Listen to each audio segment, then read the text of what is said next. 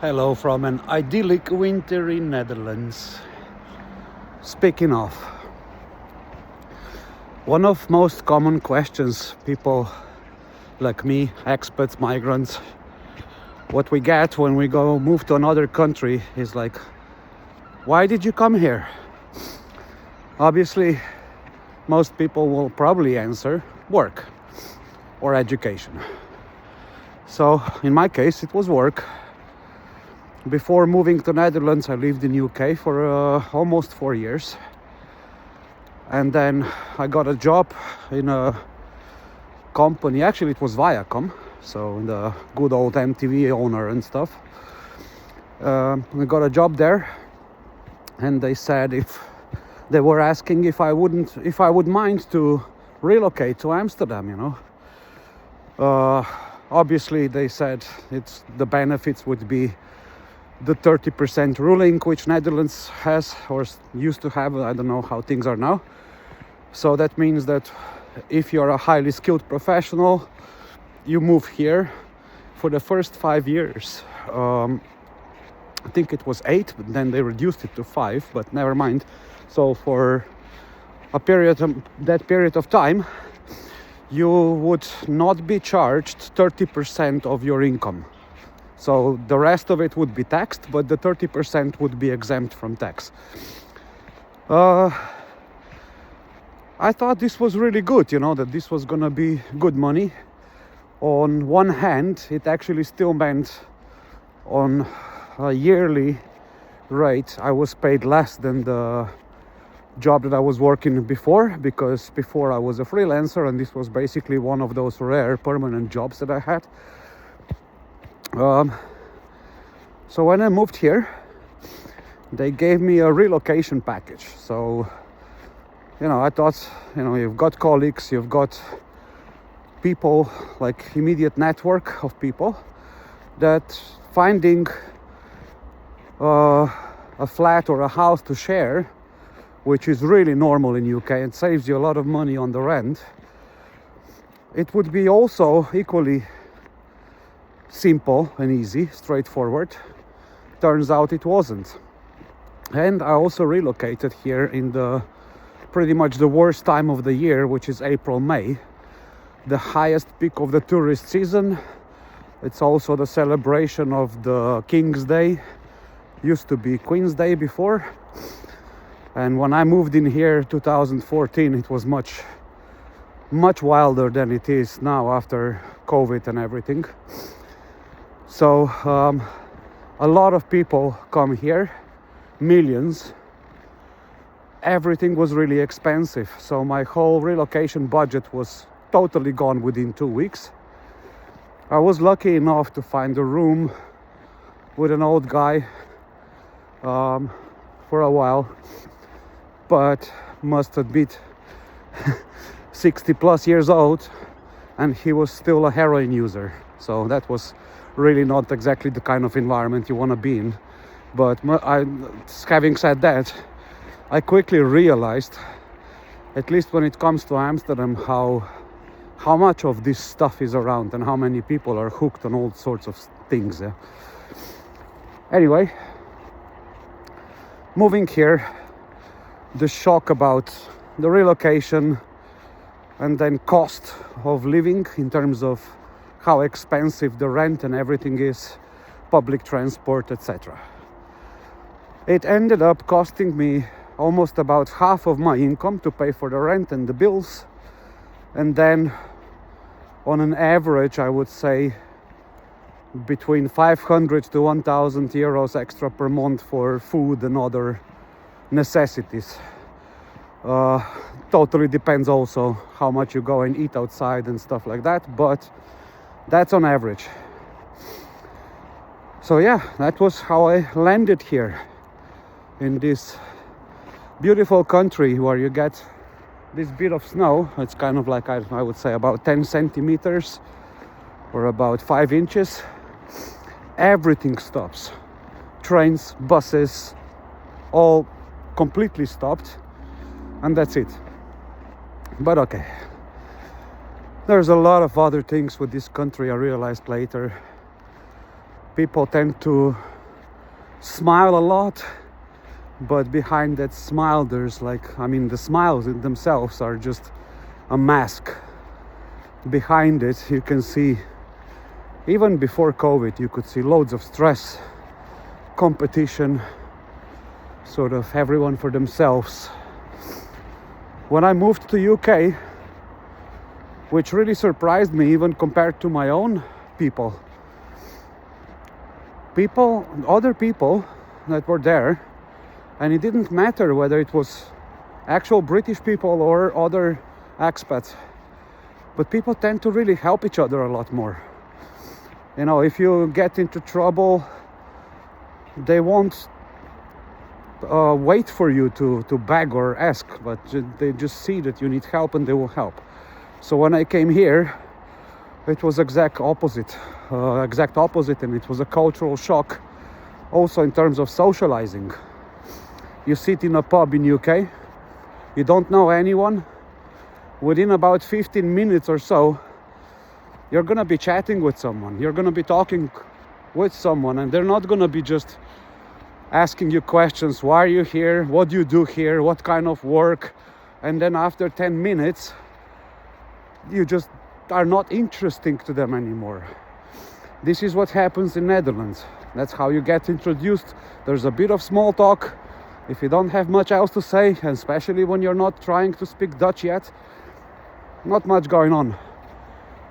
In UK, yeah, people are just more sociable. So I could always quickly get connected with the local community or something. So yeah, it really didn't feel the same. I felt rather way more unwelcome here than elsewhere, even countries that I traveled to, for example. I would say even just as a visitor or a tourist, it does make you feel more cold, unwanted around here. Then, yeah, I could say I became a little bit depressed. There was no real social contact. I did meet one guy who is also from Slovenia, where I come from. We hung out, but as I said, people are hooked on stuff. People do things, and as much as I can't say I didn't try stuff myself, but there's limits to this, healthy limits. So yeah, just wasn't really my style, my cup of tea. Of course, I was also on Tinder back then. I met this girl from Ukraine. We shared the same birth date, some years apart, of course. But you know, we had a good time together. It's just there was really this something was still not really there. And I must say that, you know, young women, also me at that time in my 30s, you're not really, especially myself after, you know, still kind of processing a divorce from my first wife and separation from the child, even though it was a few years by then, it just doesn't go away. I wanted to approach relationships really a little bit more from a distance to begin with. We were together for about 3 months, and she kept talking about this beautiful girl she wants to meet and see. So apparently, like, you know, bisexual or what. And as I said, I was gonna approach everything from the distance and with an open mind. I said, you know, I don't care, but, you know, if we're gonna meet, let's meet together. I wanna meet her too. And yeah, to my shock and surprise, this was definitely the most gorgeous, not hot, cute, but gorgeous woman I've ever seen in my life. Later, we keep this circle together, but things get a little bit complicated, a bit too private and a little bit too juicy for YouTube. But it ends up with me and this Ukrainian girl breaking apart. And for a while, I didn't intend to have any contacts with anyone else. Didn't really think about it much. However, I couldn't get this other gorgeous woman out of my head. I just really could not stop thinking about her. We kissed, yeah, and when we kissed, having kissed not too many, but quite a few women, this was totally different. Between the first kiss of my life and then this one, in between the rest of them, there was only one girl I remember. I really, really deeply fell in love with her, but her heart was still with another guy, and due to perfectly fine circumstances, they got back together, and I'm happy for them. But yeah, first kiss and then this, it just blew my brains away. And that's something that I couldn't get out of my head. I just wanted to know why. Why such an instant and inexplicable attraction? And yeah, I contact this girl. I talk to her. She tells me, "What do you want to do with me? I don't even speak English." So if we meet, how are we gonna talk? I said, "Well, listen, there's translation apps. Let's hope they work well enough, yeah." So yeah, we did. We met. I used the translation app, and somehow it worked out. We continued to see each other, friends, close friends, and I don't know, within a couple of months, when she said that she has to travel to her homeland and she'll stay there for a few weeks, and I think it was over the Christmas and New Year's holidays. So I spent that time with some friends from Slovenia visiting. We were partying, but all this company I had, all the fun I had, my head and my mind and everything was just somewhere far away with that girl. I didn't tell her how I feel. Didn't message her much. I was kind of saving everything for, the time when she comes back. And she does. I was really excited. She walks up the stairs. I won't forget that moment, because it was, at the end of the day, it was so terrible and awkward. And if I did what my body was telling me at that moment, it would have saved me all the rest of the trouble, which is what I'm going through even now, yeah. She comes in, doesn't give me a hug, and has this weird look and smug on her face. A little bit hostile even. We sit down. She says, "I know what you did. Just admit it." Did what? I'm trying to roll back. The only thing that could be wrong is I don't know, another woman or something, or I have said something, or maybe, I don't know. Generally, no, nothing was hidden. She knew I was also seeing another girl for a while in the meantime, but nothing serious. Everything was out in the open, so I couldn't figure out what the hell is wrong. After a few questions, trying to get this can of worms completely open, she finally says, "Well, yeah, a week before I left, our house got broken in." So the house where her and her mom lived, subletting, I think. Yeah, it got burgled. And they stole stuff. I think apparently they stole a safe, and I think they tried to steal a TV or something. I don't remember more than that, but I know that there's some stuff was stolen, and it was within like a time when the house was empty only for 2 to 3 hours, something like that, in the broad daylight as well. The thing is, this house was being sold, and it was from relatively wealthy people.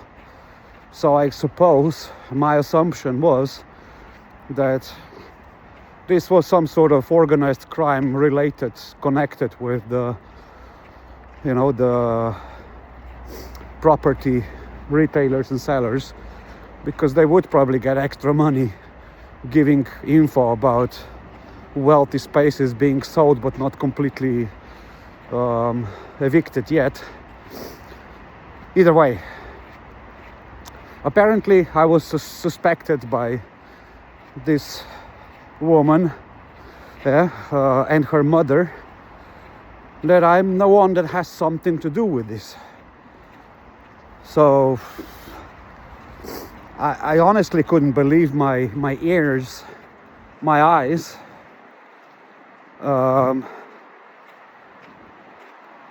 I know that she, after revealing this information, she basically just wanted to leave, and of course, yeah, please go.